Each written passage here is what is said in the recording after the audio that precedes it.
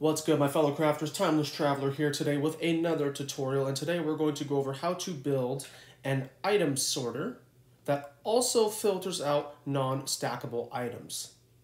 Before we go any further, please don't forget to hit that like button, subscribe to my channel, and slap that notification bell just so you can stay up to date on all future content. So without any further ado, let's get into the build. So just taking a look at it from a glance, it's not too complicated. There's plenty of item sorters out there. There's a few different variants. This one in particular has overflow protection, which means that, when if the hopper ends up getting so full and the storage is full and the hopper is full and items aren't able to pass through, the max signal output is not going to interfere with the next cell over, which would end up messing up your item sorter. For those, I don't know how many of you have had bad experience with this in the past with overflow messing up your adjacent cells. It is quite messy and it is even more of a pain to fix. So we have this overflow protection in here to prevent all that from happening. And this feature right here is going to sort out our non-stackable items. We'll go over how all of this works in just a bit, but just to show you a quick demonstration, let's take a look in here. We have, as you can see, we have plenty of non-stackable items. We have some items that are stackable, but they are not programmed into the sorter, so we have an output chest for those that aren't getting sorted. If we take a look into the other hoppers, we have some items that are being sorted.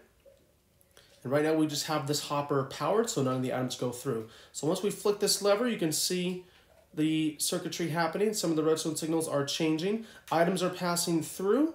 And if we take a look into this chest, you're going to see only non-stackable items. Look at that. Okay. And then if we look into these other chests as they get sorted out, where do they go? Okay, so we have our diamonds getting sorted. Where is the next item? Okay, there we go. We just saw this one getting filled up. So now we have our ancient debris sorted out. And whatever's not going to get sorted, it's just going to, we have a little output chest right here. Now let's take a look in here again real quick. There we go. Items are getting sorted out. Perfect. So we have all of our non-stackables, all of our programmables, and all of our non-programmables, whatever they might be. So let's go ahead and get into how to put this all together. Okay, team, we're not going to go into the materials list because that really will change depending on how big or how little you want your storage to be, okay? So we're going to start off, I'm going to build the 5 cells for the sortable items first, and then we're going to add on the other things as we progress, okay? So we're going to go up by 4 total, all right? And then we're going to go out by 5 with the hoppers. And again, you can have more, you can have less. The main point of this is that you get the concept of how to build the individual cell. Once you know how to build the individual cell, you can extend it as many as you want, okay? So go ahead and we're going to get rid of this. And what we want to do next is get out the building block. We want to temporary and temporary. Go ahead and get rid of that. Bring this across and you can place your hoppers into it, all right? Go ahead and get rid of all of these. Go back to that temporary. And we're going to bring it out on the other side. Your third hopper line is going to go into your chests. So go ahead and bring that across. We want the chests out next. So you can go ahead and bring that across. You can make a little stair set up like this. Perfect. And then, of course, you're going to want to make sure that that chest goes into this one by bringing those hoppers along like that. Okay? Not too bad so far. Just make sure you have your first hopper line that goes horizontally or goes straight across in a line. The next ones are going to go into their individual cells. Same with the third hopper line. All right? So let's go ahead and build the framework. We want solid blocks going into the third hopper line, okay? Then we want our comparators going in like that. We're gonna put a temporary block here and put a solid block here. We're gonna bring that all the way across. We're going to put our glass right here, temporary right here, and then bring out that solid strip again, okay? Now what you can do here is get out your redstone dust, bring that all the way across. Oh, we do need one more solid block going all the way across like that, okay? And while we're down here, go ahead and get out your torches, place them on the inside of this block, and then place your repeaters down. So this is one whole cell. Pause your video, take screenshots, whatever. This is the individual cell, and then the circuitry is very, very simple. You just bring 3 things of redstone down from your comparator, powering this block, put your torch right here, put your repeater right here so it can power and unpower that hopper. Okay. Now, for those that don't know, the way that this works is that once we program our hoppers, it's going to constantly output a signal strength of 2. And so once we have 46 items at one time in a hopper, it will output a signal strength of 3.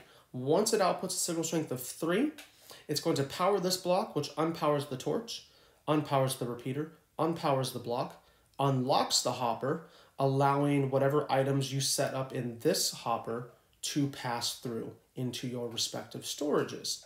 Okay, so that's why we extend this out by 3, because by default, it's going to output a signal strength of 2. So once it outputs a signal strength of 3, if we did not have this additional redstone line here, what would happen is the signal would go 1, 2, and then spill off over to the side, which would unpower this, and then it would just mess up your entire storage. So we don't want that to happen.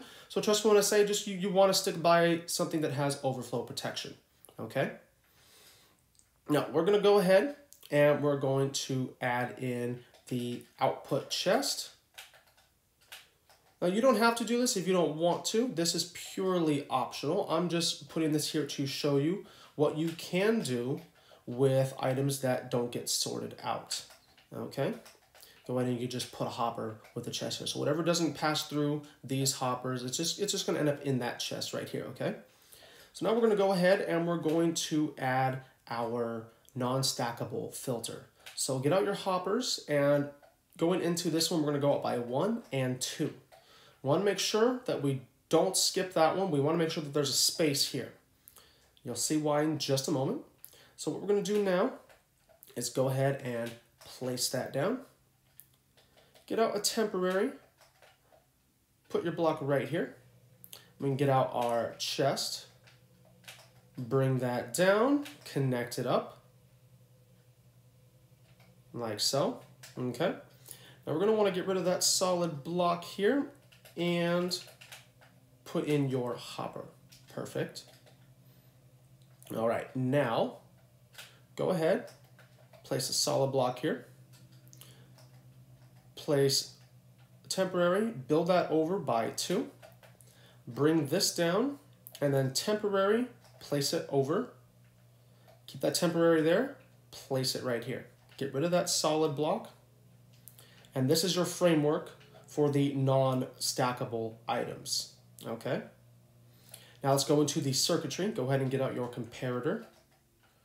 Bring across your redstone dust by 2, place down your torch, put down the dust, and then fit that repeater right in there, okay? So let's talk about how this works. So for our stackable item sorters, all stackable items by themselves output a signal strength of 1. So non-stackable items output a signal strength of 3. So we can have our stackable items passing through here, and because it only outputs a signal strength of 1, it's not going to do anything. It's just going to keep going through until it reaches one of these, or it ends up in that output chest. Our non-stackable items, signal strength of 3, so it's going to deactivate this, deactivate this, deactivate this, this, and this, unlocking the hopper, allowing that item to go through. One thing I forgot to mention is that the reason why I mentioned that we want to put a space right here, but I didn't actually explain why. So if we take a look here, by default, this redstone wire here is constantly on, right? So if we were to have them together, well, you could see, I just pretty much reset my entire, yeah, so we see it draining right now. So we don't want that to happen. So now you pretty much need to refill your hoppers with more items. So please make sure that we do not let that happen, okay? Make sure that you have that space there. Do not connect your wires. Do not cross the wires. Do not pass go. Do not collect $200. You know the drill. Just make sure that we leave that space here for your between your non-stackable and your stackable items. All right, so let's go ahead and work on our programming for our hoppers, all right? So what I'm gonna do here is I'm just gonna label these real quick so we know what's supposed to go in here. And we're gonna skip the dirt. We're gonna go over to our sortable blocks. I just grabbed some random blocks that stack up to 64 just for tutorial purposes, okay?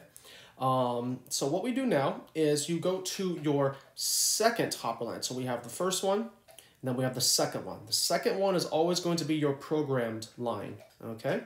So the way this works is because this hopper, by default, the way we have it configured, by default, your third hopper line is always in a state of being powered.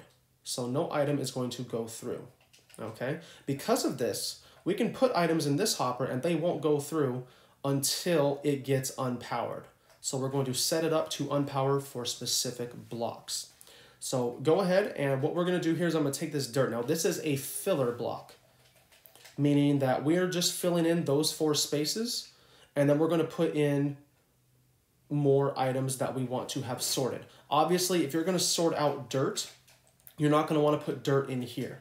If you are trying to use a filler that is the same as what you want sorted, what you want to do is you want to rename your filler. So for example, you want to sort all of your grass blocks, grass paths, mycelium, dirt, coarse dirt, right? And you just happen to have a lot of dirt and you want to use that as your filler. Rename your dirts. Take off a letter, add a space, something. Anything that makes it anything other than just this dirt, okay? And then you can put your renamed dirt here and then put your regular dirt here to sort, okay? But for now, we're gonna go ahead and I'm gonna put this obsidian in here. All right, team, now what we got here is I just finished programming all of the hoppers, all right?